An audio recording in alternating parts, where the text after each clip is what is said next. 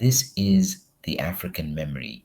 There was a time when the richest place on earth was Africa and the rest of the world came begging, but that part of the story was quietly erased.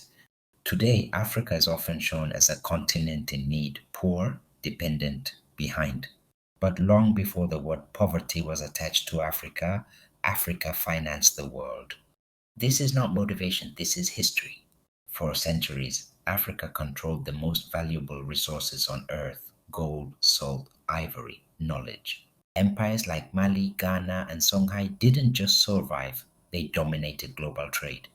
When Mansa Musa, emperor of Mali, traveled to Mecca in 1324, he carried so much gold that he caused inflation in Egypt.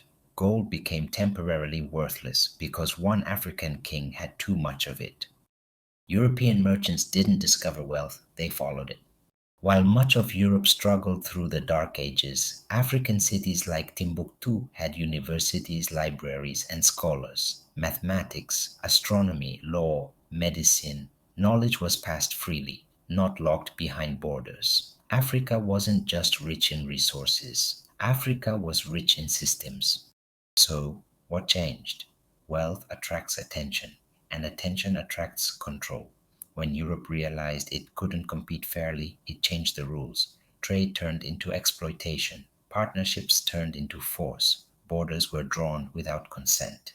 Africa didn't become poor overnight, Africa was made poor over time. Here's the part they rarely tell you. Poverty is not Africa's natural state. Dependency is not African culture. Africa thrived when it trusted its systems, elders, and communities, and struggled when those were broken. History is not meant to shame us, it is meant to remind us of what is possible again.